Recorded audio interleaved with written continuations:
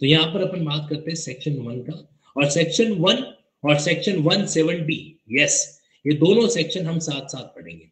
देखो कई बार क्या होता है, कई बार ये होता है कि हमें कुछ चीजों को साइमल्टेनियसली डील करना पड़ता है, और खासकर तब जब वहां पे क्या होता है, जब वहां पे कोई सेगमेंट हमारे लिए स्पेसिफिकली हेल्पफुल हो। हाँ जी सर, क्या उसमें चार्ट होगा सेक्शन स्विचिंग? 100% होगा, कैसी बातें कर लो। ये जो 3 ताश के पत्ते हैं ये हर जगह पे होंगे, है ना, सेक्शन स्विचिंग टेबल के अंदर भी होंगे, और अब जो आपके पेपराथन आ रही उसके अंदर भी मैंने डालना शुरू कर दिया है। पेपराथन के अंदर ब्लैक एंड व्हाइट है, बेरेक में भी ब्लैक एंड व्हाइट भी है, और अलग से कलर चार्ट भी है। ओके हाँ जी, चलो भाई, अब इस बात को समझो। तो ये तो हमने पहला पॉइंट देखा था कि बिल जो है क्या करता है, कंसोलिडेट है जो करता है, और साथ ही साथ में जो रूल्स एंड प्रिंसिपल है उसके बारे में बात है जो करता है। एक जानकारी मैं आपको और देना चाहता हूं कि सामान्यतः ये जो रूल्स होते हैं ना, इन रूल्स को अलग से मेंशन किया जाता है। एक एग्जांपल देता हूं मैं आपको, जैसे कि इनकम टैक्स एक्ट है, इनकम टैक्स एक्ट के साथ साथ में हमने इनकम टैक्स के रूल्स अलग से बना रखे हैं, रूल्स अलग से बना रखे हैं। लेकिन लेकिन जो है यहां पर रूल्स का मतलब है, यहां पे रूल्स का मतलब है इसके कुछ बेसिक प्रोविजन। ओके, यहाँ पे रूल्स का मतलब ये नहीं है कि अपन इनकम टैक्स रूल्स की तरह यहाँ पर भी एविडेंस रूल्स को स्टडी करें, नहीं, यहाँ पे इसका मतलब क्या है, बेसिक आपकी स्ट्रक्चर समझिए।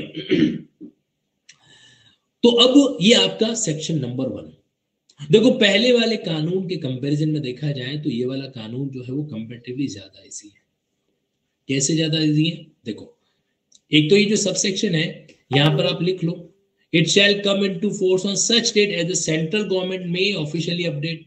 तो यहाँ पे कौन सी डेट आ जाएगी हमारे, यहाँ पर आपकी डेट आ जाएगी 1 जुलाई 2024। ठीक है नाउ दिस एक्ट, अच्छा आपको एक होमवर्क दे देता हूं छोटा सा, और ऐसे कौन कौन से कानून है जो 1 जुलाई को लागू हो रखे हैं। ईयर से मुझे मतलब नहीं है, ये आपका होमवर्क है, आराम से चेकआउट करना। आपके सिलेबस में जो भी कानून है जरा देखना कि और कौन कौन से ऐसे लॉ हैं जो 1 जुलाई को इंप्लीमेंट हो रखे हैं। अब देवी और सज्जनों, मेरा आपसे निवेदन है इनके अलावा आंसर देना, बीएनएस, बीएनएसएस और बीएसए। पता चला आंसर में इन तीनों का नाम ही लिख दिया। चलो जी, लिमिटेशन शायद 1 जनवरी को हो रखा है महाराज, चेक करना अच्छे से। ओके चलो जी, तो वापस आ जाऊं, तो इस अधिनियम को हम भारतीय साक्ष्य अधिनियम कहेंगे, तो बहुत बेसिक सी बात है। ये इंपॉर्टेंट सेक्शन है, सब सेक्शन 2। यहां से आपका एग्जाम का सवाल बनेगा जहां पर आप गलती है जो कर सकते हो। देखो क्या लिखा हुआ, it apply to all judicial proceeding. एक शब्द लिखा हुआ यहां पे जुडिशियल प्रोसीडिंग। हालांकि जुडिशियल प्रोसीडिंग को हमारा जो बीएनएस है वो एक अलग एंगल से बताता भी है, लेकिन अभी के लिए आपको यह समझना है कि जुडिशियल प्रोसीडिंग का मतलब ऐसी प्रोसीडिंग तो जुडिशरी के द्वारा डील की जाती है, ऐसी प्रोसीडिंग जो जुडिशियल ऑफिसर की उपस्थिति में डील की जाती है, that's called the judicial proceeding.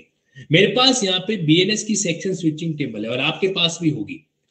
तो बीएनएस में जो हमारा सेक्शन 193 था उसकी जगह पे अब नया सेक्शन है 229। तो आपको क्या करना है, यहां पे एक लिंकिंग करनी है। मैंने आपके बेरेक में नीचे कुछ जगह छोड़ रखी है, आप नोटिस करना, यहां पर आपकी कुछ जगह छूटी हुई है इस तरीके से। तो आप यहां पे क्या करते जाए, यहां पर मेंशन है जो करते जाए, क्योंकि ये सेक्शन कौन सा हो जाएगा अब आपके 229 हो जाएगा। यहां पे आप लिंक कर लो, लिंक विथ सेक्शन 229 बीएनएस। अभी सिर्फ लिंक करना है, पढ़ेंगे इसको अपन आराम से बाद में। अभी सिर्फ क्या करना है, आपको लिंक है जो करना है। रीजन बता रहा हूं मैं, क्योंकि अगर कोई शब्द, ध्यान से सुनना, हेलो मॉर्निंग का समय है, भटको मत, इधर देखो। अगर कोई शब्द, अगर कोई वर्ड कहीं पर भी एक्सप्लेन किया गया है और वो आपके बेरेक में यूज आ रहा है, तो आपको उस शब्द को क्या करना पड़ेगा, ऑब्जर्व करना पड़ेगा, आपको उस शब्द को समझना पड़ेगा। ठीक है, तो यहां पर आप क्या कर लो, 229 बीएनएस का जो वर्डिंग है वो यहां पर आप मेंशन है जो कर दीजिएगा। अब आपको मैं एक मजेदार बात और बताता हूं, मेरे मन में एक सवाल आ रहा है। मेरे मन का ये सवाल है कि सर बीएनएस अलग कानून है, बीएसए अलग कानून है, तो क्या ऐसा कहीं पर भी लिखा है क्या कि भाई कोई शब्द जो यहां पे डिफाइन नहीं है और कहीं और पर डिफाइन है तो आप उसको यूज कर सकते हो? जरा क्वेरी को समझना, मेरी क्वेरी ये है कि क्या कहीं पर ऐसा लिखा हुआ है कि अगर कोई वर्ड, अगर कोई शब्द इस बीएसए कानून के अंदर है और डिफाइन नहीं किया गया, परिभाषित नहीं है, और कहीं और पर परिभाषित है, कहीं और पर डिफाइन किया गया है, तो आप उसको इस्तेमाल कर सकते हो। क्या ऐसा कहीं पर लिखा गया है क्या? तो ये मेरा क्वेरी है। इस क्वेरी को बहुत अच्छे से समझना, आप इसको हल्के में मत लेना, ये हल्की नहीं है, बहुत भारी है। देखो ये क्या है, बीएसए। बीएसए के अंदर जो वर्ड इस्तेमाल हुए हैं, जो वर्डिंग्स इस्तेमाल हुए हैं, वो दो तरीके के होंगे। या तो ये वर्डिंग्स जो है वो डिफाइंड होंगे, और या फिर एक तरीके से अनडिफाइंड होंगे। अनडिफाइंड मतलब कहीं पर भी परिभाषित है जो नहीं है। तो डिफाइंड वर्डिंग जो है वो दो तरीके की, या तो बीएसए में खुद में ही डिफाइन कर रखे हैं, और या फिर किसी अदर लॉ में डिफाइन है जो कर रखे हैं। तो हमारे पास है ना एक ऐसा सेक्शन आएगा, और वो सेक्शन कौन सा है, इस पर जाने से पहले, इस पर जाने से पहले ये मेरी ड्यूटी बनती है कि मैं आपको इस शब्द के बारे में थोड़ी जानकारी और दूं। अभी हम लोगों ने क्या लिखा, 229 बीएनएस। अब देखो मेरे हाथ में सेक्शन स्विचिंग टेबल थी ना, तो आपको पता है बड़ी मुश्किल से 5 या 6 सेकंड लगे। नजर घुमाई, देखा मैंने कि 193 सेगमेंट कहां पर है, 193 के साथ येलो कलर का टेक्स्ट क्या लिखा हुआ है, 229, और आपको तुरंत बता दिया। अब आपको लगा होगा अरे वाह सर को तो सारा याद है। नहीं, अभी आप और हम उसी व्यक्ति की पोजीशन में हैं। हम दोनों ही नए हो चुके हैं, तुम भी नए और मैं भी नया हो चुका हूं। क्यों? क्योंकि नए नए सेक्शंस हैं। हम इन सेक्शंस को एग्जैक्टली नंबरिंग याद करने में समय लगेगा, लेकिन पुराना वाला पता है और सेक्शन स्विचिंग टेबल है तो काम आसान हो गया। तो ये टेबल बेसिकली मैंने मेरे लिए बनाई है। हाँ ये सच है, ये मैंने मेरे लिए बनाई है। ये तो पता नहीं सुबह सुबह सपना आया कि आप लोगों को दे दूं, इसलिए मैंने साथ साथ में भिजवा दी। हाँ, आप जज बन के इसका मेरे को थैंक यू बोल देना, ध्यान रखना। अब मैं आपके बीच में सेक्शन 229 को लेकर आता हूं। 229 बीएनएस सिंपली देखेंगे, ऑब्जर्व करना इसको। मेरे पास बीएनएस के सारे सेक्शंस की इमेजेस भी हैं, तो इसलिए मैं आपको आराम से उन सेक्शंस के बारे में बता सकता हूं। और ज्यादा लोड मत लेना, सिंपली देखना। कई बार हमारा काम क्या होता है, सिंपली देखने का, और वही हमें करना है और कुछ नहीं करना। अब ये देखो आपके भारतीय न्याय संहिता, जो कि पहले आईपीसी के नाम से जानी जाती थी, उसको ऑब्जर्व करें आप। फाइल अपलोड हो रही है, तब तक आप धीरज और धैर्य बना के रखें। हाँ जी, नाउ अंडरस्टैंड। मस्का मत लगाओ सुबह सुबह। अब और इसके अलावा और कुछ नहीं दूंगा मैं। सेक्शन स्विचिंग टेबल दिया, आप जीनियस हो, आप ये हो, महान हो, कुछ नहीं देने वाला मैं। जब भी कोई इंसान आपको बोले ना कि आप बहुत सुंदर दिख रहे हो, आप बहुत अच्छे लग रहे हो, तो समझ जाओ उसके नियत में खोट है। ऐसा नहीं होता कि कोई लड़का लड़की की तारीफ ऐसे ही नहीं करता, यार तुम तो बहुत खतरनाक लग रहे हो, समझ जाओ नियत में खोट है वहां पे। हाँ जी। 229। अब देखो ये क्या है, पनिशमेंट फॉर फॉल्स एविडेंस है। यहाँ पे क्या है, पनिशमेंट फॉर फॉल्स एविडेंस का सेगमेंट है जो आपके सामने आ रहा है। ठीक है, और इस केस में इन्होंने वर्ड क्या इस्तेमाल कर रखा है, जुडिशियल प्रोसीडिंग वर्ड आ रहा है। अब देखो ये सिमिलर वही शब्द है जो हम लोगों ने बीएसए, बीएसए के सेक्शन 1 के सब सेक्शन 2 में देखा है। सेक्शन 1 के सब सेक्शन 2 के अंदर है जो देखा है। तो यहाँ पे क्या लिखा हुआ है कि भाई अगर कोई जुडिशियल प्रोसीडिंग के अंदर फॉल्स एविडेंस देता है, जुडिशियल प्रोसीडिंग के अंदर फॉल्स एविडेंस देता है, तो वो मामला यहाँ पे कवर होगा, है ना। अब प्रॉब्लम बताया क्या है कि जुडिशियल प्रोसीडिंग को इन्होंने डायरेक्टली कहीं पर डिफाइन नहीं किया, लेकिन ये जो आपको नीचे एक्सप्लेनेशन दिख रही है इस तरीके से, ये जो आपको नीचे एक्सप्लेनेशन दिख रही है आपके बेरेक्ट में, आई थिंक ये एक्सप्लेनेशन थोड़ी कवर्ड भी है। ब्रैकेट लगा हुआ है कि नहीं लगा हुआ है आपके इसमें बेरेक्ट के अंदर? लगा हुआ है ना। लिंकिंग बेरेक्ट अगर आपके पास में है तो आप नोटिस करना, आपके प्रोविजो को, आपके एक्सप्लेनेशन को वगैरह को और इलस्ट्रेशन को मैंने एक अलग एक प्रारूप दिया, एक अलग जो है ना उसकी फॉर्मेटिंग की है। आपको सारे इलस्ट्रेशन जो इटैलिक्स में मिलेंगे, और प्रोविजो जो है वो इस तरीके से ब्रैकेट में क्लोज है, वो चीज आपके लिए इस्तेमाल है जो की है, तो उसका फायदा जरूर, बिल्कुल डॉटेड ब्रैकेट है, ताकि हमको तुरंत पता चल जाए कि भैया यहाँ पे एक्सप्लेनेशन का सेगमेंट है, ये मेन प्रोविजन नहीं है। जब आप रिवीजन करोगे ना भविष्य में, जब कानून पूरा पढ़ लोगे, तो उसके बाद आपको जब भी किसी सेक्शन का रिवीजन करना है तो पहले मेन प्रोविजन ही पढ़ना है। अब देखो यहां पर क्या लिखा हुआ है, a trial before court martial. Court martial क्या होता है? कोर्ट मार्शल होता है सैन्य कानून। कोर्ट मार्शल होता है सेना का जो कानून होता है वो। सैन्य कानून के तहत जो आपका न्यायालय है उसको हम कोर्ट, तो सैन्य कानून के तहत अगर कोई भी न्यायालय बना हुआ है तो उसको कोर्ट मार्शल है जो बोला जाता है। ठीक है, तो कोर्ट मार्शल क्या है? एक जुडिशियल प्रोसीडिंग है, ये एक्सप्लेन कर दिया। फिर यहां पे क्या लिखा? N investigation directed by law, जो कि क्या है? कोर्ट की प्रोसीडिंग से पहले का पार्ट है, preliminary to a proceeding before court. ऐसा कोई भी इन्वेस्टिगेशन जो कानून के तहत होता है और जो कोर्ट की प्रोसीडिंग से पहले का पार्ट है, उसको भी इस सेक्शन के पर्पस के लिए जुडिशियल प्रोसीडिंग माना जाता है ना। और भले ही वो आपका इन्वेस्टिगेशन कोर्ट के सामने नहीं हुआ हो, though that investigation may not take place before a court वगैरह। तो ये यानी कि इन्वेस्टिगेशन को भी, इन्वेस्टिगेशन वैसे सामान्यतः पुलिस करती है और इन जनरल जो है पुलिस की कार्रवाई को हम जुडिशियल प्रोसीडिंग नहीं कहते, लेकिन यहां पर स्पेसिफिकली इस पर्पस के लिए इन्होंने इसको जुडिशियल प्रोसीडिंग कहा है कि यानी कि अगर पुलिस के सामने इन्वेस्टिगेशन हो रहा है और आप पुलिस को भी कोई ऐसा झूठा साक्ष्य दे रहे हो, क्योंकि अल्टीमेटली पता है क्या होता है, देखो मैं आपको ना इस एक्सप्लेनेशन 2 का लॉजिक बता देता हूं। लॉजिक ये है कि भाई अगर आप पुलिस को एविडेंस दे रहे हो तो पुलिस तो सिर्फ एजेंट है, पुलिस उस एविडेंस का क्या करेगी? अक्कड़ बक्कड़ बम्बे बो ऐसा तो नहीं करेगी। पुलिस उस एविडेंस को आपसे लेगी और कोर्ट को देगी, यही करेगी पुलिस।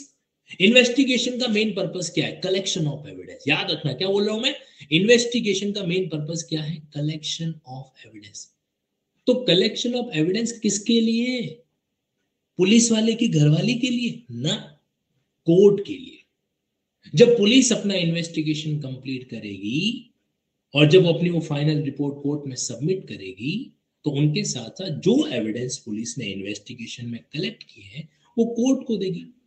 तो एक तरीके से पुलिस जो है वो कोर्ट के एजेंट की तरह ही तो डील कर रही है। अगर पूछा जाए कि भाई एविडेंस किसके लिए कलेक्ट कर रहे हो, तो बोलेगा कोर्ट के लिए कलेक्ट कर रहे हैं। तो जब आप किसी और के लिए कोई भी चीज कर रहे हो तो एक तरीके से इनडायरेक्टली आपका जो स्टेटस है वो एक एजेंट की तरह ही तो है। अब मैं एजेंट वर्ड यूज कर रहा हूं, इसका मतलब ये नहीं है कि आप बोलोगे सर पुलिस का एक्ट मतलब जज लायबल है, क्योंकि एजेंट के एक्ट के लिए प्रिंसिपल लायबल होता है। ये हम लोगों ने इंडियन कॉन्ट्रैक्ट एक्ट में सामान्य जानकारी ले रखी है। तो ये प्रिंसिपल मत सेट कर देना कि सर आपने कहा ना कि पुलिस जो है कोर्ट का एजेंट है, तो पुलिस जो कुछ भी करेगी ये माना जाएगा वो कोर्ट ने किया, इसलिए कोर्ट के जज को सजा दी जाए। तो पता चला कि 4-5 साल बाद तुम सब लोग जज बनने के बाद जेल के अंदर बैठे हो। ऐसा थोड़ा करना है आपको। ये तो सिर्फ मैं आपको एक कॉन्सेप्चुअल बात समझा रहा हूं, क्योंकि एविडेंस के पर्सपेक्टिव से, सिर्फ एविडेंस के पर्सपेक्टिव से, अदरवाइज पुलिस इंडिपेंडेंट है, कोर्ट इंडिपेंडेंट है। उसके कामकाज के लिए अगर तुमको सजा मिलनी स्टार्ट हो गई ना, फिर ठाकुर तो गए हो, ये सुना है, फिर तुम्हारे हालात भी वो हो जाएंगे। तो इसलिए इन्होंने क्या किया, इन्वेस्टिगेशन को भी जुडिशियल प्रोसीडिंग माना है, क्योंकि मेन अपराध क्या है? अपराध है फॉल्स एविडेंस का। अपराध क्या है? फॉल्स एविडेंस, यानी कि मिथ्या साक्ष्य का। तो एक तरीके से इन्होंने दो एक्सप्लेनेशन दिए और जुडिशियल प्रोसीडिंग को समझाने का प्रयास है जो किया, बराबर। वापस आ जाओ उस मेन मुद्दे पे। तो यहाँ पे सेक्शन 229 बीएनएस, इसकी एक्सप्लेनेशन 1, इसकी एक्सप्लेनेशन 1 और इसकी एक्सप्लेनेशन 2। एक है एक्सप्लेनेशन 1 आर्मी के बारे में और दूसरी एक्सप्लेनेशन है पुलिस के बारे में। ये आप हिंट भी लिख सकते हो यहाँ पे, आर्मी और पुलिस। अब आप नोटिस करो,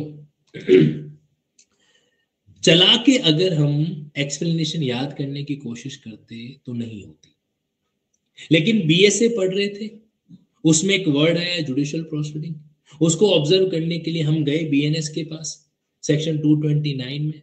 वहां पे दो एक्सप्लेनेशन आई। पहली एक्सप्लेनेशन कहती है कि भैया जो सेना का कोर्ट है, जो कोर्ट मार्शल है, उसकी जो प्रोसीडिंग है उसको जुडिशियल प्रोसीडिंग बोलेंगे। फिर एक्सप्लेनेशन 2 ने क्या कहा कि जो इन्वेस्टिगेशन प्रोसीडिंग होती है जो कि preliminary to the court proceeding है, उसको भी जुडिशियल प्रोसीडिंग मानेंगे। तो दोनों एक्सप्लेनेशन कहीं न कहीं बैकएंड के अंदर हमारे माइंड में सेट हो गई ना। अब अगर आपसे पूछो कि 229 में कितनी एक्सप्लेनेशन है, तो आप यूं यूं यूं बता दोगे, सही है ना। ऐसे ही करना है। देखो इसको है ना प्रोडक्टिव पढ़ाई कहते हैं। आप में से कई कैंडिडेट होंगे जिन्होंने आज तक लिंकिंग स्टाइल के अंदर पढ़ाई नहीं की है। मैं पूरे आत्मविश्वास के साथ आपको विश्वास दिलाता हूं कि ये जो पढ़ाई का टेक्निक है ना, इस पढ़ाई के टेक्निक के अंदर बहुत प्रोडक्टिविटी है, क्योंकि ये आपको एक सेक्शन के साथ मल्टीपल लीगल कॉन्सेप्ट क्लियर करवाती है। अब नहीं तो हम क्या करते, नहीं तो हम इस सबसेक्शन 2 को रट्टा मारते कि अच्छा हाँ भाई जुडिशियल प्रोसीडिंग में है, ये कानून लागू होगा। लेकिन अब हमको थोड़ा मामला समझ में आ गया। अच्छा आगे बढ़ते हैं यहाँ पर। अरे अभी तक की बात कर रहा हूं मैं, आगे के ऊपर गया ही नहीं हूं मैं। आगे मुझे पता है आपके आपके एक्सप्लेनेशन 3 का पार्ट भी आ रखा है, उसको भी पढ़ेंगे। अभी तक 2 एक्सप्लेनेशन जो हमने पढ़ी है वो बात कर रहा हूं। हाँ जी। अच्छा एक्सप्लेनेशन 3 को भी देख लो लगे हाथ। एन इन्वेस्टिगेशन, एक तो था रिक्वायर्ड बाय लॉ, यहां पे क्या था, ऐसा इन्वेस्टिगेशन जिसको लॉ डायरेक्ट है जो करता है, और directed by a court according to law and conducted under the authority of court, और जो कोर्ट की अथॉरिटी के तहत कंडक्ट हो रखा है उसको भी जुडिशियल प्रोसीडिंग की स्टेज कहा जाता है, भले ही वो इन्वेस्टिगेशन जो है कोर्ट के सामने नहीं हुआ हो। अब आपको पता है कॉन्सेप्ट के अंदर कॉन्सेप्ट ऑब्जर्व करना, मजा आएगा। यानी कि एक्सप्लेनेशन बी, एक्सप्लेनेशन नंबर 2 और एक्सप्लेनेशन नंबर 3, ये 2 अलग अलग इन्वेस्टिगेशन के बारे में बात कर रहे हैं। एक ऐसा इन्वेस्टिगेशन जिसको करने के लिए कोर्ट से कोई ऑर्डर नहीं चाहिए, कानून में लिखा हुआ है कि तुमको इन्वेस्टिगेशन करना है। एग्जाम्पल लिख लो, एग्जाम्पल FIR लिखो, FIR। कभी आपको अपने खिलाफ FIR करवाने का सौभाग्य मिला है? कोई है आपका शुभ चिंतक जिसने कभी आपके खिलाफ FIR करवाई हो? नहीं करवाई? इच्छा है करवाऊं? नहीं करवानी है? अच्छा चलो ठीक है। जैसे मान लो कि FIR केस होता है, तो FIR केस में ऐसा होता है कि पुलिस जाएगी कोर्ट के पास, बोलेगी साहब आप ऑर्डर दो फिर हम इन्वेस्टिगेशन स्टार्ट करेंगे। ऐसा तो नहीं होता है। FIR आ गई और उसके बाद में क्या होता है, पुलिस इन्वेस्टिगेशन करती है, क्योंकि रिक्वायर्ड बाय लॉ है, डायरेक्टेड बाय लॉ, ये कहता है तुमको करना पड़ेगा। तो एक्सप्लेनेशन 2 है जहां पे पुलिस अपने स्तर पे कर सकती है, और ये जो है ये कौन सा मामला है, इलस्ट्रेशन 3 का। यहां पे कोर्ट डायरेक्शन देता है, कोर्ट डायरेक्शन देता है भैया कि इस मामले में इन्वेस्टिगेशन करो, इन्वेस्टिगेशन करो। जब मैं आपको BNSS पढ़ाऊंगा ना तो मैं इन बातों का वापस जिक्र करूंगा। एक्चुअल में क्या होता है कि एक मामला होता है FIR का और दूसरा मामला जैसे होता है कंप्लेंट वगैरह का। तो जब कंप्लेन वगैरह आती है ना, तो जैसे मान लो कि कंप्लेन आई, कंप्लेनेंट को एग्जामिन किया, कोर्ट ने कॉग्निजेंस लिया, लेकिन उसके बाद कोर्ट को लगता है कि यार इस केस में आगे बढ़ने से पहले अभी तक थोड़ा बहुत इंक्वायरी इन्वेस्टिगेशन करना पड़ेगा। तो ऐसे केस में वहां पे एक धारा आपको स्पेसिफिकली दे रखी है जो क्या कहती है कि हाँ यहाँ पर आप इन्वेस्टिगेशन कर सकते हो। मेरा मन कह रहा है कि मैं आपको 2-3 बातें और बता दूं, लिखो चलो। ये जो एक्सप्लेनेशन नंबर 2 है ये आपके बीएनएसएस के सेक्शन 154 सीआरपीसी के 154 से कनेक्ट होता है। बीएनएसएस का ये सेक्शन है 173, लिखो यहां पे लिख लो, एक्सप्लेनेशन 2 के साथ में लिखो लिंक विथ सेक्शन 173 बीएनएसएस। और ये कोई और नया सेक्शन नहीं है, जो पहले 154 एफआईआर का सेक्शन था ना, ये वही सेक्शन है, ठीक है।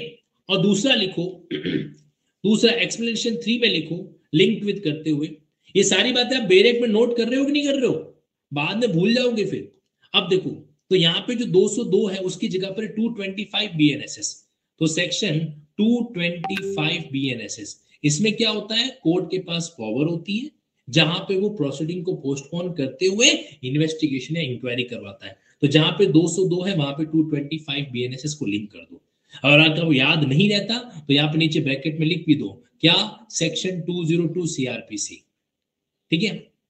और ये भी याद नहीं रहता तो यहां पर भी लिख लो सेक्शन 154 आपके सीआरपीसी। अब आपको पता चल रहा होगा कि ये कितनी आपके लिए यूजफुल हो रही है। देखो आपको ना, आपको आदत डालनी पड़ेगी। अगर आपने 1 महीना इस चीज को अच्छे से ऑब्जर्व कर लिया ना, सेक्शन स्विचिंग टेबल को, तो फिर आपको है ना, फिर आपको इजीली पता चल जाएगा, अच्छा ये यहाँ समय बचेगा आपका। ओके, तो ये हमें क्या करना है, ध्यान है जो रखना है। तो इस तरीके से ये जो दोनों तरह के इन्वेस्टिगेशन है इनको हम क्या बोलते हैं, जुडिशियल प्रोसीडिंग जो बोलते हैं। अब देखो ये सेगमेंट पढ़ लिया तो फॉल्स एविडेंस वाला मामला समझ में आ गया कि भाई अगर जुडिशियल प्रोसीडिंग में किसी ने व्यक्ति ने झूठा साक्ष्य दिया या झूठा साक्ष्य उसने फैब्रिकेट किया, बनाया, तो फिर उसको सजा मिलेगी। और सजा कितनी मिलेगी, देखो आप, अगर जुडिशियल प्रोसीडिंग है तो 7 साल तक सजा मिल सकती है।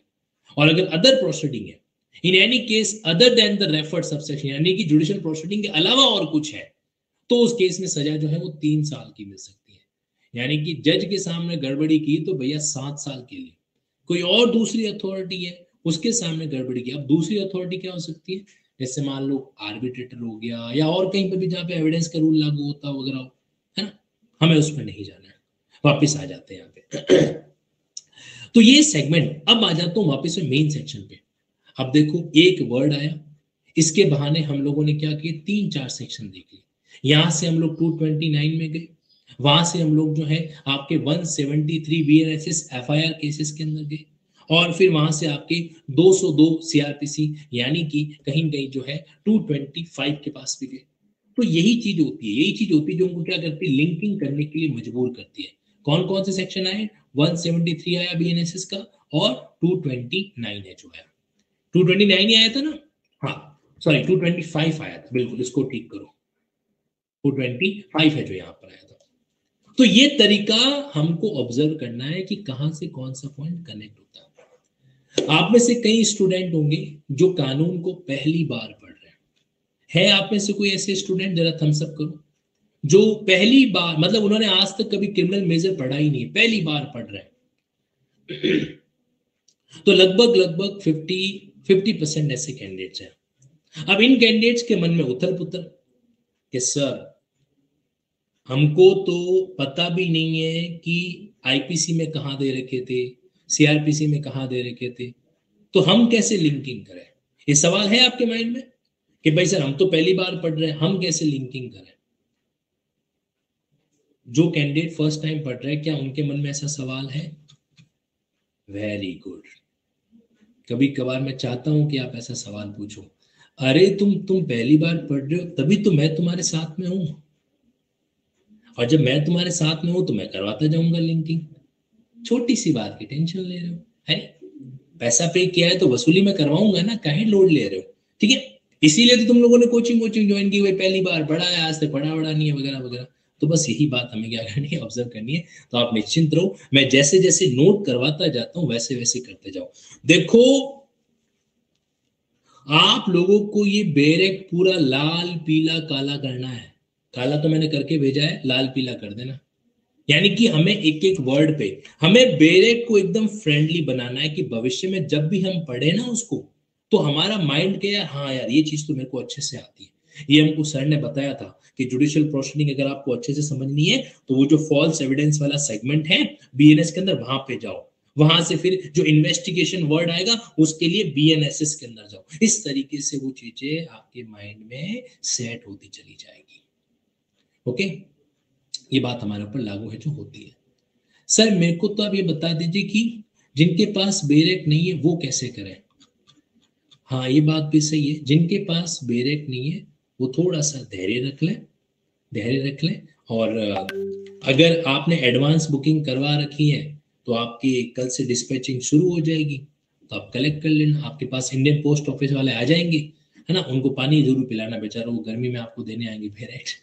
और जिनके पास नहीं है वो एडवांस बुकिंग कर लो, फटाफट भिजवाते हैं, और तो क्या। ठीक है, हाँ लिंकिंग चार्ज की भी प्रोबेबली आज शाम को मैं स्टार्ट, आप टेलीग्राम में ग्रुप में अपडेट है ना, वहां सारी बातें बता दूंगा। अब मेरे को एक बात और बताने दो, मैं भूल जाऊंगा, सुनो एक बात और, टेंशन हो रही है कैसे लिखें ये सब। तो जागृति जी, आपके नाम में वर्ड है जागृति, इसका मतलब पता है कि आपको जागते रहना पड़ेगा। जो जागत है सुपावत है, तो आप थोड़े एक्टिव ही क्यों नहीं रहे। चलो कोई बात नहीं, नहीं रहे अब रह जाओ, अब फटाफट इसको अभी आप साइड में कॉपी में लिखते रहो, वापस बाद में लिख देना इसको, ठीक है। हाँ, अब समझना।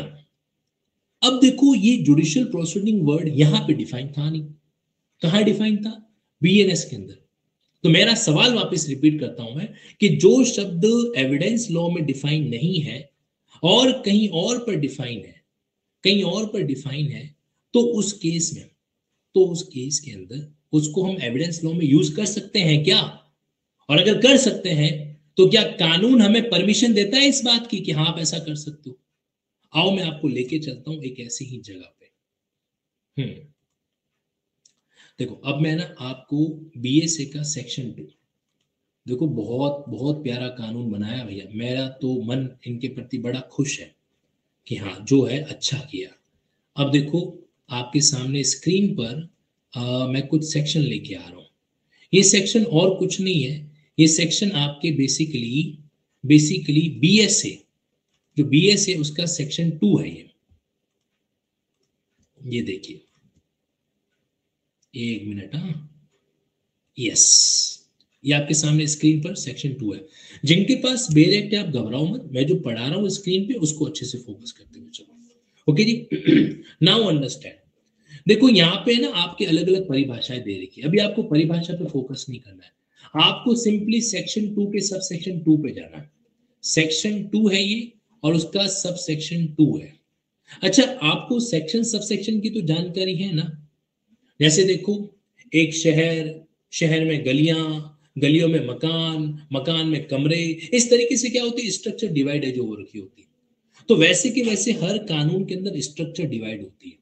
जैसे सबसे पहले कानून को हम पार्ट में डिवाइड करते हैं, पार्ट में डिवाइड करने के बाद फिर उस कानून को हम चैप्टर में डिवाइड करते हैं, चैप्टर में डिवाइड करने के बाद उस कानून को हम सब चैप्टर में डिवाइड करते हैं, मतलब चैप्टर के अंदर का चैप्टर, फिर सब चैप्टर को हम सेक्शंस में डिवाइड करते हैं, सेक्शंस को वापस हम सब सेक्शंस में डिवाइड करते हैं, इसमें सब सेक्शन यानी कि उससे छोटा वाला सेक्शन में डिवाइड करते हैं, सब सेक्शन को वापस क्लॉज में डिवाइड करते हैं, क्लॉज को वापस सब क्लॉज में डिवाइड करते हैं। इस तरीके से स्ट्रक्चर बनती है। ये पूरी की पूरी क्या बनती है, स्ट्रक्चर है जो बनती है। अब कई बार कई जगह पे सब चैप्टर होते ही नहीं है, कई बार कई जगह पे सब सेक्शन होते ही नहीं है, कई बार कई जगह पे क्लॉज भी होते ही नहीं है, सब क्लॉज भी नहीं होते हैं, यानी कि चैप्टर के अंदर सीधा सेक्शन भी आ सकता है, वगैरह वगैरह। तो ये आपका सेक्शन 2 का सब सेक्शन 2 है ना? क्या ये सब सेक्शन 2 है, जरा समझिए। हर्षित जी 2 मिनट रुको तो सही, मैं आपको सारी बातें बता दूंगा।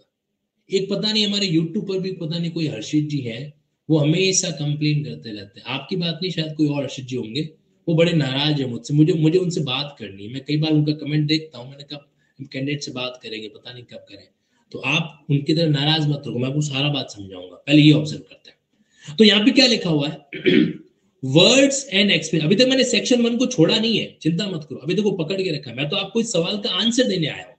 ऑब्जर्व करो, यहाँ पे सबसेक्शन 2 है, words and expression used here in and not defined. देखो क्या लिखा हुआ है, ऐसा कोई भी शब्द, ऐसा कोई भी एक्सप्रेशन जो इस्तेमाल किया गया है लेकिन डिफाइन नहीं किया गया। कहां डिफाइन नहीं किया गया है?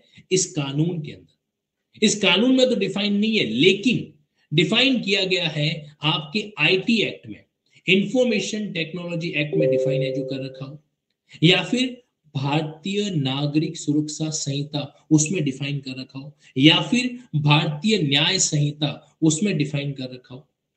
एविडेंस लॉ में तो डिफाइन नहीं किया गया है, लेकिन आईटी एक्ट, बीएनएसएस और बीएनएस, इनमें अगर डिफाइन किया गया है तो वहां पे उनका जो मीनिंग है, सेम मीनिंग हम यहां पे क्या कर देंगे, असाइन कर देंगे। Shall have the same meaning, वही मतलब होगा as assign to them in the said act और संहिता। तो उन कानून के अंदर जो मेंशन कर रखा है वो का वो अर्थ यहां पर लिख लेंगे। अब इसका एग्जाम्पल लिखो आप, अब इसका एग्जाम्पल लिखो, लिखो example, judicial proceeding, judicial proceeding under section 1 BSA. तो बीएसए में जो 1 है उसको, उसका मीनिंग हमने कहां से ले रहे हैं, तो उसका मतलब हम निकाल रहे हैं कहां से, जो हमारे सामने सेक्शन 193 आया था। और 193 का कौन सा सेक्शन हम लोगों ने इस्तेमाल किया था, वापस चेक करो एक बार, देख के बताओ। तो यहाँ पे 193 का सेक्शन 229 हमारे बीच में आया था। क्या आया था? 229। तो यहाँ पे लिखो सेक्शन 229, सेक्शन 229 बीएनएस। तो अब है ना, अब आपको ये लाइन एकदम प्रैक्टिकली समझ में आ गई, क्योंकि हमने क्या किया, हमने इस लाइन का एक एग्जाम्पल ले लिया, बराबर।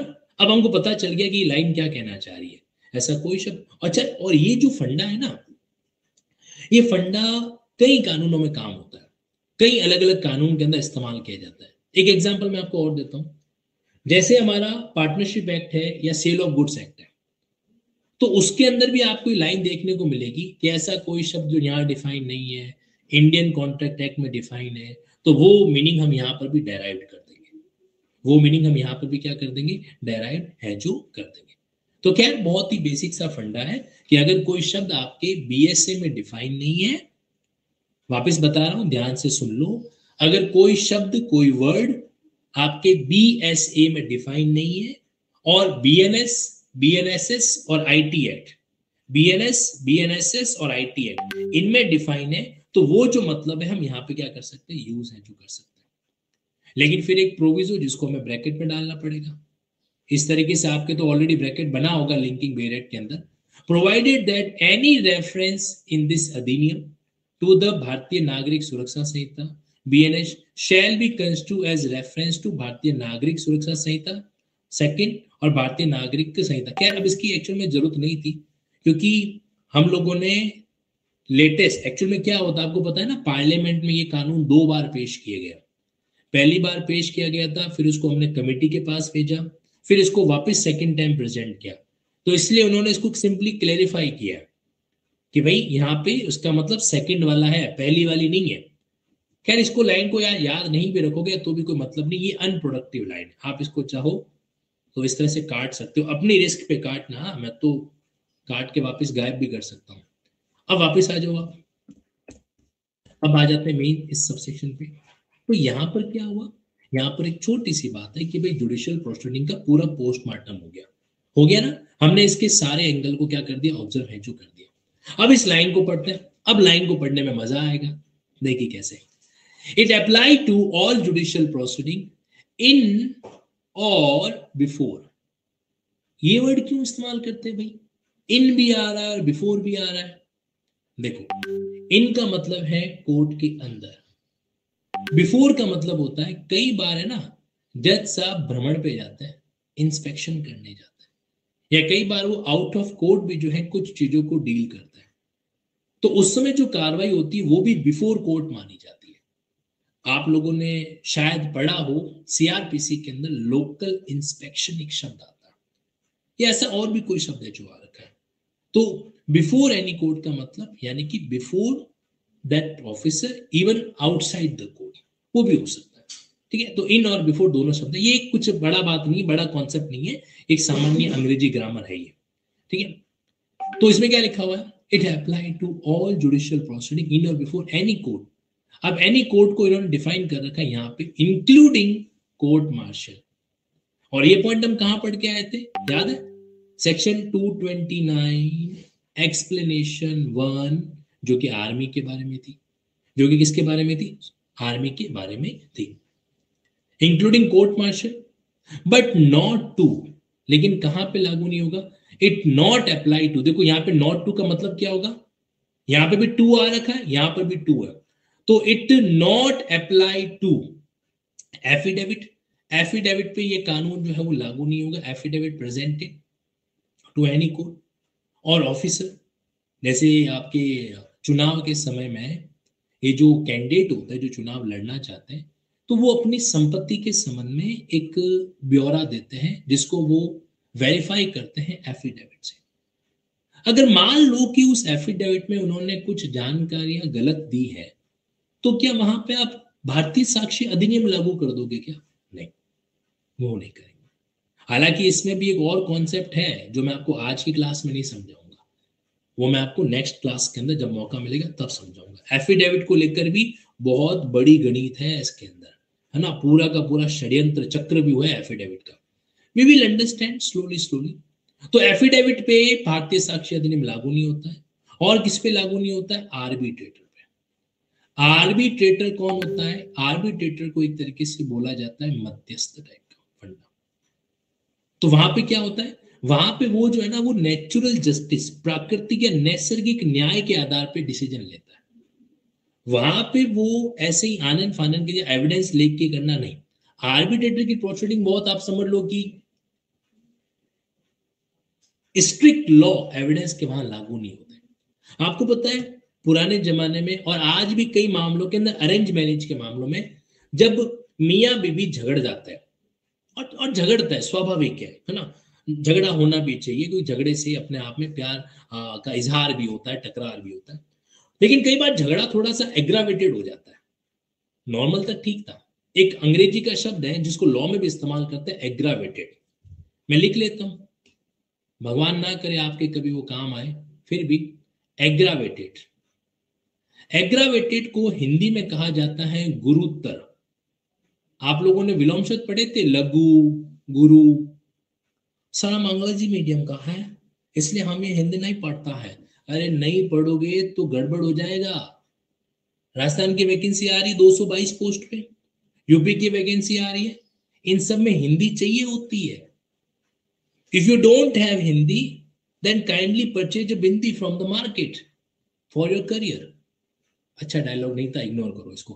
कहने का मतलब मेरा ये है कि हमें शुद्ध हिंदी की भी कुछ जानकारी होनी चाहिए। तो लघु यानी कि छोटा, गुरु यानी कि बड़ा। तो एक होता है लघुत्तर, एक होता है गुरुत्तर। तो एग्रावेटेड, तो कई बार झगड़े क्या हो जाते हैं, एग्रावेटेड हो जाते हैं। तो घर के जो बड़े लोग होते हैं वो बीच में बीच बचाव करते हैं, झगड़े को सेटल्ड करवाते हैं। तो वो जब झगड़े को सेटल्ड करवाते हैं ना, तो वो एविडेंस के नियम फॉलो नहीं करते। जैसे बहुरानी बोलती है कि बुलाओ इनकी ऑफिस की असिस्टेंट को, वो सारा का सारा सच बता देगी। नहीं, वो ऐसे गवाहों को बुला के chief examination, cross examination, re examination ऐसा वैसा नहीं करवाते। वो तो सीधा सीधा क्या करेंगे, अपने तरीके से न्याय है जो कर देंगे। डायलॉग देंगे कि देखो पति पत्नी एक गाड़ी के दो पहिए है, एक गर्म होता है तो दूसरा नरम होना चाहिए, वगैरह वगैरह। तो कहने का मतलब ये कि वो जो कार्रवाई है ना, वो थोड़ी आर्बिट्रेशन से, कंसिलिएशन से मैच करती है। क्या करती है, मैच है जो करती है।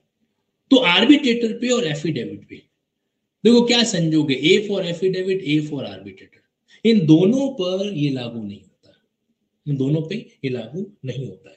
तो भारतीय साक्ष्य अधिनियम कहां लागू होता है, नंबर 1 जुडिशियल प्रोसीडिंग पे यस, एफिडेविट पे नहीं।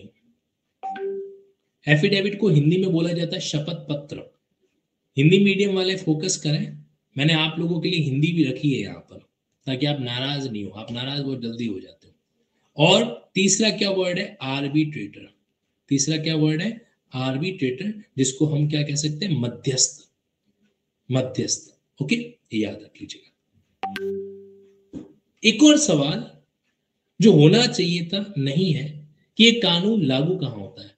तो देखो इन तीनों ने कानून की खासियत है कि इन्होंने कहीं पर भी ये नहीं लिखा कि this law will applicable to whole of India. Need भी नहीं थी वैसे, कोई बात नहीं। तो यहाँ पे इन्होंने क्या कर दिया, पूरे भारत में ये कानून जो है वो क्या होगा, लागू है जो होगा। ओके जी, ये बात आपको ध्यान है जो रखनी है। तो क्या मैं ये मान लूं कि सेक्शन 1 का पोस्टमार्टम हो गया है? तीनों पॉइंट आपको बेसिक बेसिक मोटा मोटी समझ में आए, वेरी गुड। अब देखो आप इसमें और भी कई तरीके इस्तेमाल कर सकते हो। जैसे एक तरीका मैं आपको और बताता हूं, फुर्सत में बैठो और कभी कभार है ना इस तरीके का मार्कर मार्केट से परचेज करो। ये होता है व्हाइट बोर्ड मार्कर। ये बहुत छोटी छोटी टेक्निक बता रहा हूं, अगर आपने फॉलो कर दी तो आपके लिए बहुत हेल्पफुल होगी। और इस तरह का मार्केट से मार्कर खरीदो, और ऐसी टेबल जहां पे आप लिख के मिटा सको, या ऐसा व्हाइट बोर्ड जहां पर आप लिख के मिटा सको, वहां पे थोड़ा प्रयास किया करो। देखो क्या होता है समझिएगा।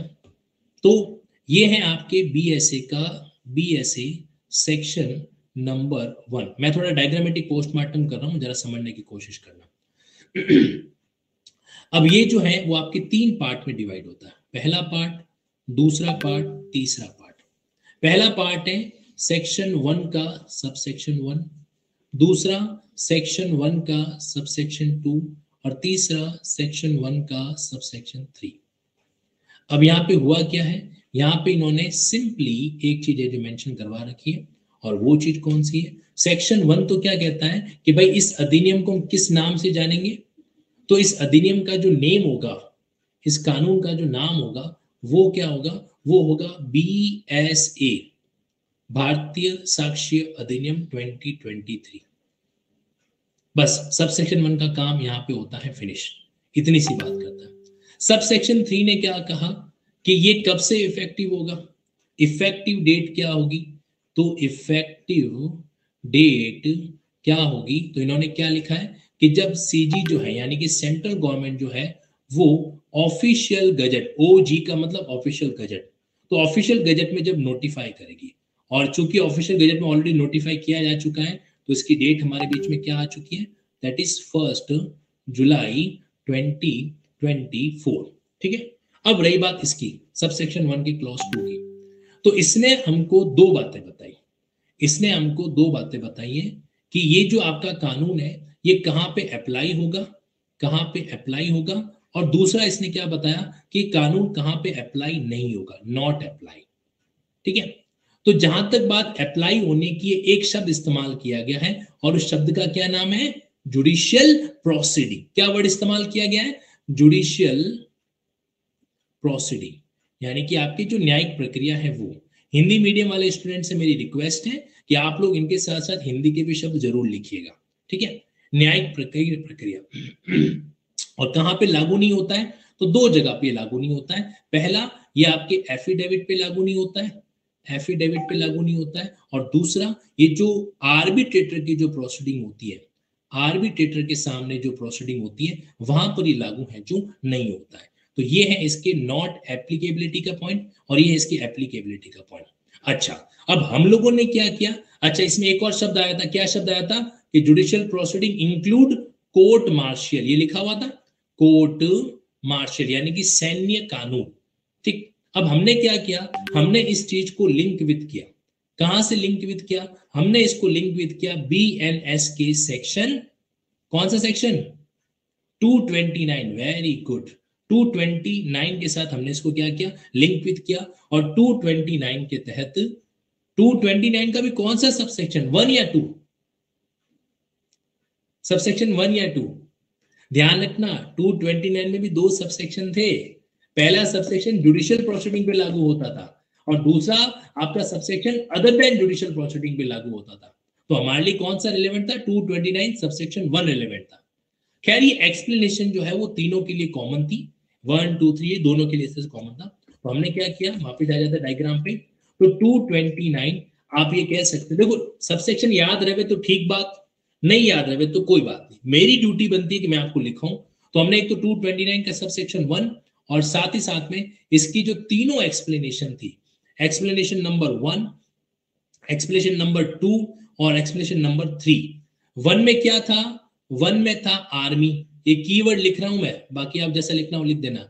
नंबर 2 क्या था, पुलिस, पुलिस क्या करती है, ऐसा इन्वेस्टिगेशन, ऐसा इन्वेस्टिगेशन जो कौन मेंशन करता है, लॉ मेंशन करता है।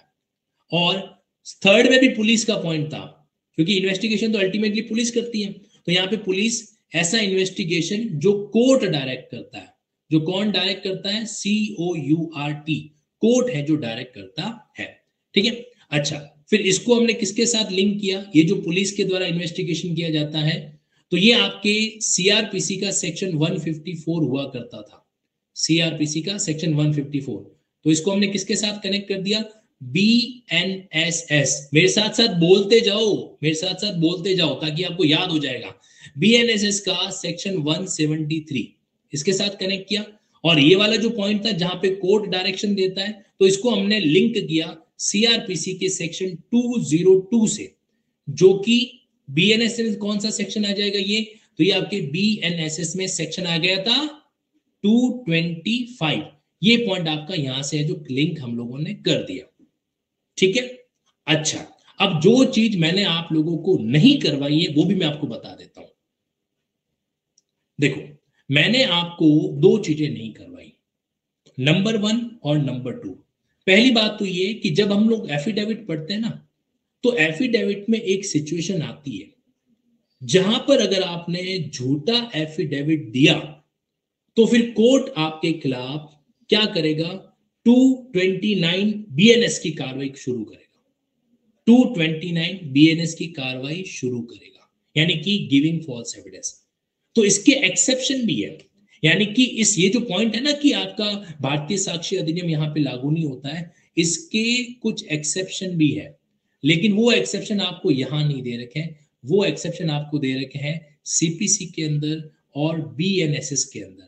BNSS जिसको हम लोग प्यार से पहले क्या बुलाते थे, CRPC बुलाते थे। तो एक तो ये चीज मैंने आपको अभी नहीं करवाई, ठीक है, और दूसरा आर्बिट्रेटर के संबंध में, आर्बिट्रेटर के संबंध में आपको सिर्फ मैंने इतना बताया है कि ये एक थर्ड पर्सन होता है जो दोनों पार्टीज के डिस्प्यूट सॉल्व करता है, लेकिन आर्बिट्रेशन के रिगार्डिंग हमारे भारत में एक स्पेसिफिक कानून भी है, आर्बिट्रेशन एंड कंसिलिएशन एक्ट जिसको कहा जाता है, आर्बिट्रेशन एंड कंसिलिएशन एक्ट जिसको कहा जाता है। तो ये एक अलग से कानून भी है हमारे इंडिया के अंदर, लेकिन चूंकि यहां पे अभी उसकी उतनी रिलेवेंसी नहीं है, इसलिए मैंने ये सेगमेंट ज्यादा गहराई से डील नहीं किया। ओके, चलो, तो ये सारी बातें थी जो हम लोगों ने क्या किया इस पहले पार्ट से ऑब्जर्व है जो की। तो बेसिकली ये आपका सेक्शन 1, मैं उम्मीद करता हूं कि आप इस सेक्शन को अच्छे से ऑब्जर्व कर पाए होंगे कि इस सेक्शन का टाइटल है जो क्या रहेगा, ये हम लोगों ने ऑब्जर्व कर लिया। फिर इसकी एप्लीकेबिलिटी कहां रहेगी, देखो तीनों वर्ड, टाइटल, फिर उसके बाद में एप्लीकेबिलिटी यानी कि लागू होना, और तीसरा क्या था, कमेंसमेंट। तीसरा क्या वर्ड था, कमेंसमेंट। कमेंसमेंट का मतलब होता है शुरुआत, ठीक है। तो ये पॉइंट है जो यहां पर आ गया।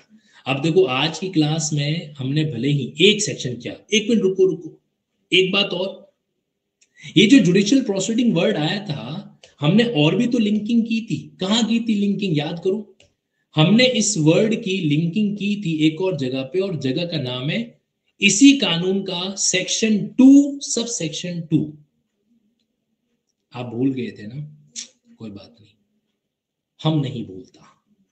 यस, तो यहां पर हम लोगों ने क्या किया था, इसी के तहत इस पॉइंट को समझा था कि सेक्शन 2 के सब सेक्शन 2 में ये लिखा हुआ है कि अगर कोई वर्ड आईटी एक्ट में है, या फिर आपके बीएनएस में है, और या फिर आपके बीएनएसएस में है, तो फिर हम क्या कर सकते हैं, उसको बीएसए में लागू करवा सकते हैं।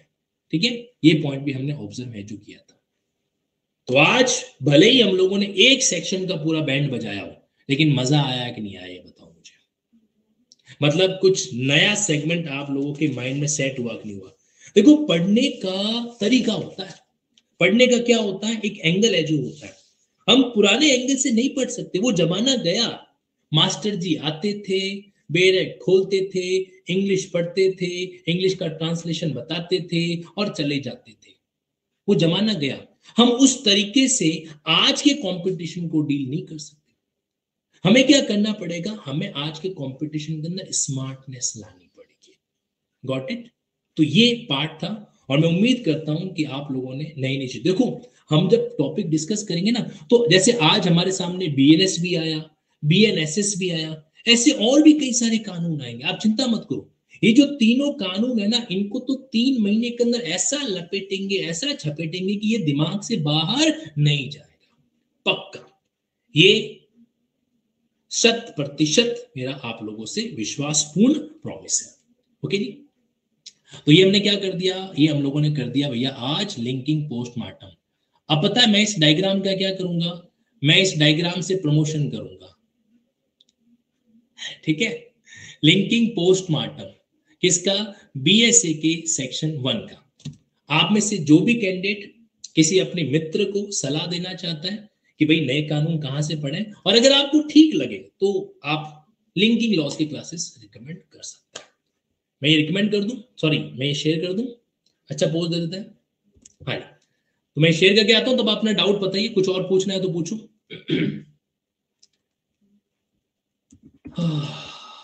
तो यहां पर ये हो गया हमारा काम डन।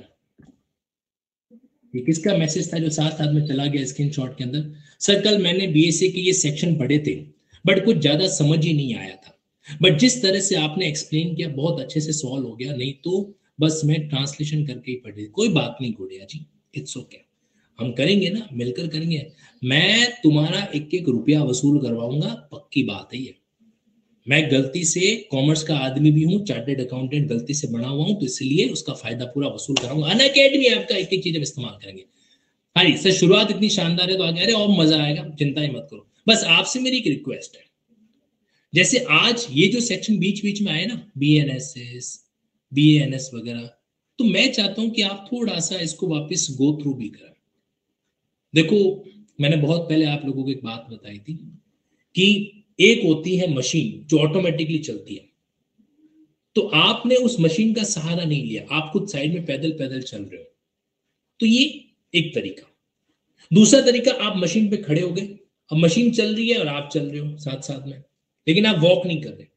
तीसरा तरीका, आप मशीन पे खड़े हो गए, अब आप मशीन के साथ साथ चल भी रहे हो, तो जितनी स्पीड से मशीन जा रही है उतनी स्पीड से आप भी जा रहे हो।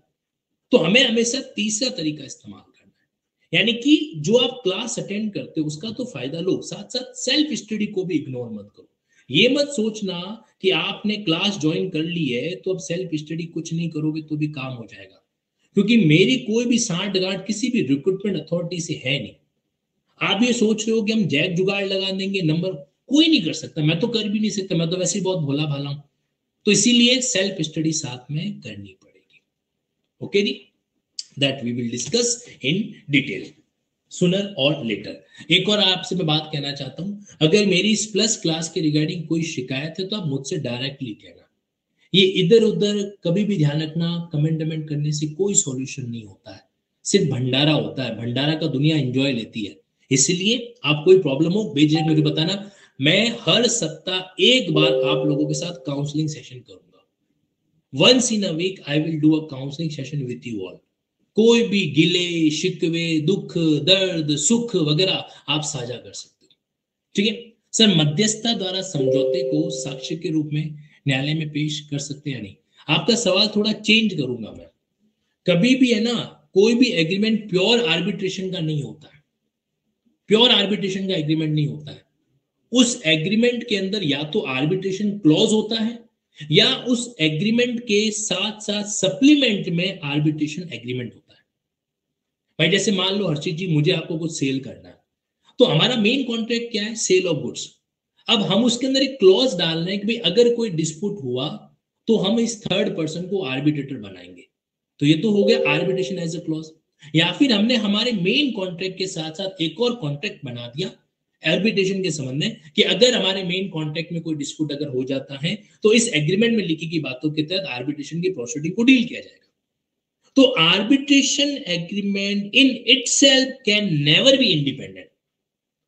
आर्बिट्रेशन एग्रीमेंट अपने आप में क्या नहीं हो सकता? इंडिपेंडेंट नहीं हो सकता।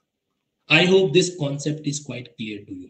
सर प्लीज बता दीजिए कहां से बेरेट? स्वाति जी, लिंकिंग लॉज की ऑफिशियल वेबसाइट के अलावा और आपको कहीं पर भी कुछ नहीं मिल सकता। वहीं पे मिलेगा जो भी आपके लिंकिंग बेरेक्ट हैं, पेपराथॉन बुकलेट हैं, आपके लिंकिंग चार्ट्स हैं, आपके अल्फा माइनर चार्ट्स वगैरह, वो सारा वहीं पे मिलेगा आपको। अब कुछ कैंडिडेट ने हैंड रेज कर रखा है, अगर आप चाहें तो हाथ दर्द करेगा, हैंड डाउन कर लो। संभावना जी, एफिडेविट पे क्यों लागू नहीं होता? इसके पीछे दो लॉजिक है। ये मैंने आपको बताया ना कि मैंने एक्सेप्शन आपको नहीं समझाया। जब मैं आपको ये एक्सेप्शन एक्सप्लेन करूंगा तो ऑटोमेटिकली बात आपके समझ में आ जाएगी, है ना। अभी के लिए मैं आपको इतना कहना चाहता हूं कि एफिडेविट जो होता है वो आपका सेल्फ नॉलेज है, सेल्फ नॉलेज है। तो अगर आपने अपने नॉलेज के अनुसार कोई बात कही है, आप तो यही कहोगे ना कि भाई ये तो मैं मेरे विश्वास से मैं कह रहा हूँ ऐसा वैसा हुआ होगा, है ना, मेरा कोई मेलाफाइड इंटेंशन थोड़ा है। तो इसीलिए कोर्ट कहता है कि अगर कोई व्यक्ति विश्वास के साथ कोई बात कह रहा है तो उस पर हम बात लागू नहीं करेंगे, नंबर 1। दूसरी ये बात होती है कि एक एफिडेविट होता है जो कोर्ट कहता है कि तुमको देना पड़ेगा। जब कोर्ट कहता है और तब आपने एफिडेविट झूठा फाइल कर दिया तो ध्यान रखना वहां पे एविडेंस लो पिक्चर में आएगा। इसलिए मैं कहूंगा आपसे थोड़ा धैर्य रखो, सब्र रखो। देखो आप में से कई स्टूडेंट क्या है, पहले कानून को पढ़ चुके हैं, तो उनमें थोड़ा सा पेशेंस हल्का सा कम होगा। तो मैं उनसे मेरी एक ही रिक्वेस्ट है कि धीरे धीरे हम इन सब टॉपिक को कवर करेंगे। एक भी टॉपिक, आज आप लोगों ने मुझे थोड़ा ना कहा कि सर बीएनएस पे जाओ, बीएनएसएस पे जाओ, मैं आपको क्यों लेके गया? क्योंकि रिक्वायरमेंट थी। तो रिक्वायरमेंट के साथ साथ वो बातें भी है। ये मैंने कहा ना कि मैंने पेंडिंग छोड़ा, there is intention behind it. Okay Shivangi ji, क्या डाउट है आपका? हाँ जी, आप में से कुछ कैंडिडेट ने हैंड रेज कर रखा है, कुछ जरूरी बात है कहाँ? हाँ सर, चलो ठीक है। रिंकू जी आपसे कनेक्ट करता हूँ, ट्राई करता हूँ मैं। सर पेपराथॉन में आईपीसी सीआरपीसी एविडेंस के क्वेश्चन हो। देखो रिया जी, एक बात ध्यान में रखना, क्वेश्चन तो होंगे क्योंकि आपको सिर्फ सेक्शन बेस्ड सवालों को नजरअंदाज करना है, कॉन्सेप्चुअल सवालों को थोड़ा नजरअंदाज करना है। अगर आपसे पूछा जाए कि जब पुलिस एफआईआर रजिस्टर्ड नहीं करे तो आप कहाँ जाओगे, तो आप जाओगे सुपरिटेंडेंट ऑफ पुलिस के पास। अब ये सवाल अगर पेपराथॉन में है तो क्या ये सवाल आप लोगों के रिलेवेंट नहीं?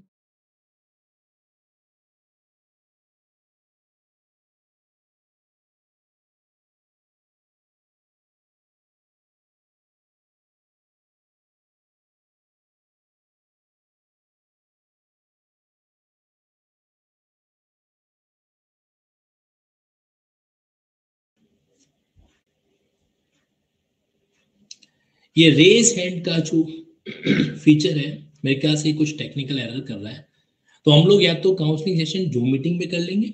आप निश्चिंत रहो, मैं एक जूम मीटिंग प्लान करूंगा, उसके अंदर आप सब लोग आइएगा, एक आपको टाइम दूंगा। और देवी और सज्जनों, जूम मीटिंग के अंदर वीडियो ऑन होगा सबका, ठीक है, ये मैं आपको पहले से बता रहा हूँ। यूं नहीं कि नहीं नहीं चल मैंने तो घूंघटा लगा रखा है, मैं सर मेरे को छलम आती है, ऐसा वैसा नहीं होगा, वकील हो आप लोग, ठीक है। तो उसके अंदर क्या है, मैं आप लोगों से खुल के बातचीत भी करूंगा कि कौन से टॉपिक पर आपका प्रिपरेशन क्या चल रहा है, तैयारी क्या चल रहा है, वगैरह वगैरह, all things will be there. लेकिन वो सिर्फ अपनी क्लास के स्टूडेंट का होगा, सिर्फ और सिर्फ अपनी क्लास के स्टूडेंट का ही होगा, इसमें अदर कोई कैंडिडेट ज्वाइन नहीं करेंगे, ठीक है जी। चलो रूपम जी, आप मेरे को डीएम कर दो सर, मैं करवा दूंगा, ज्वाइन करवा दूंगा, ठीक है। और अगर किसी कारण से आपका मैसेज मैं भूल जाता हूं, रह जाता है, तो आप लोग मेरे को वापस रिमाइंडर दे दिया करो, ठीक है।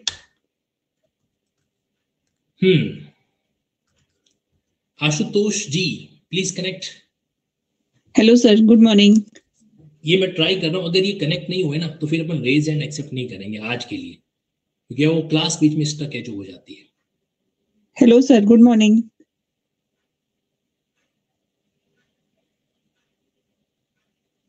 आवाज आ रही है? मुझे नहीं आ रही।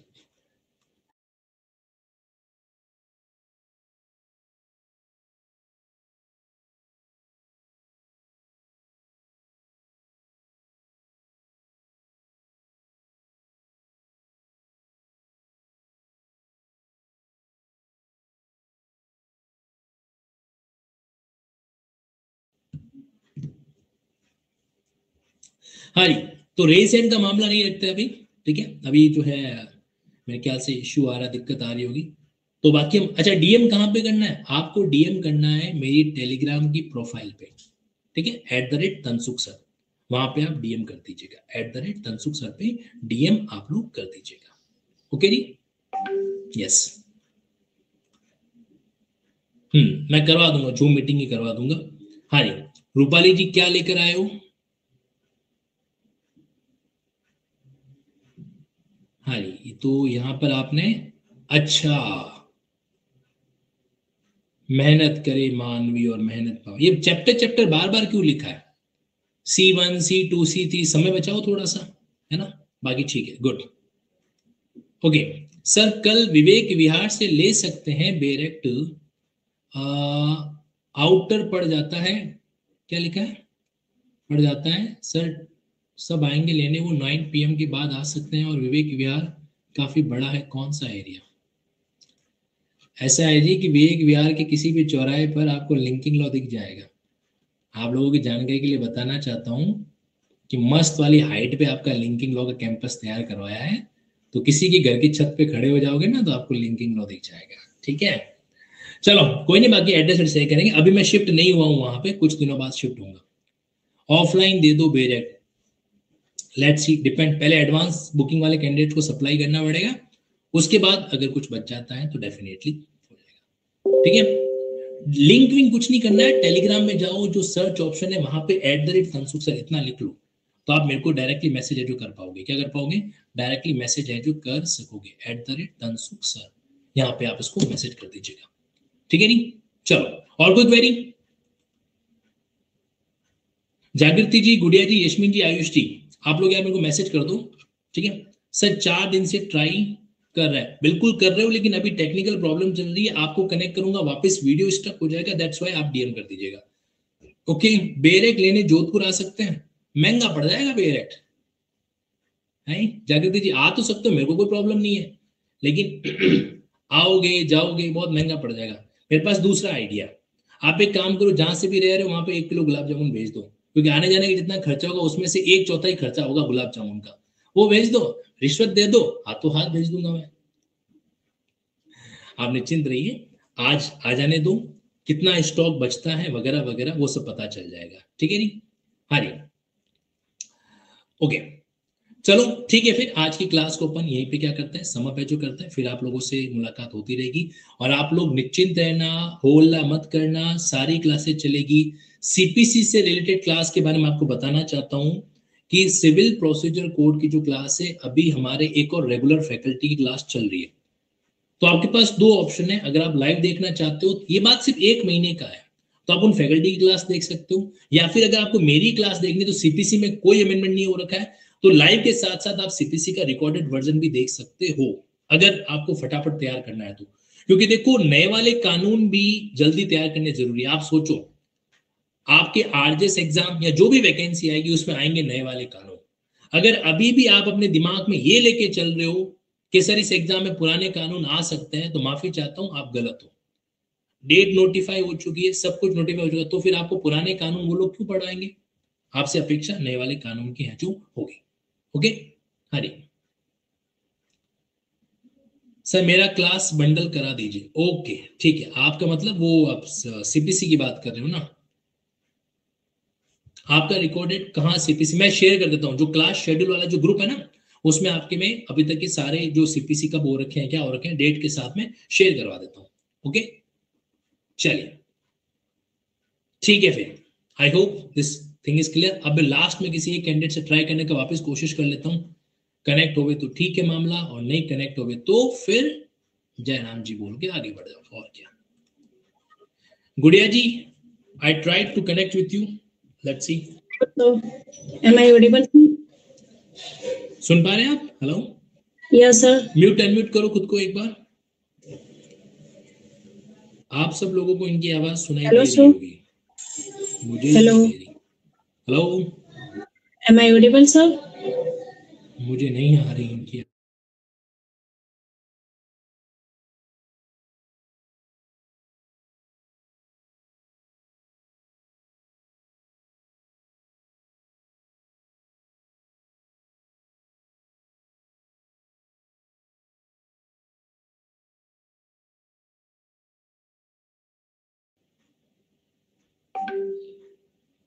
ओके तो ठीक है, क्लास फिनिश करते हैं।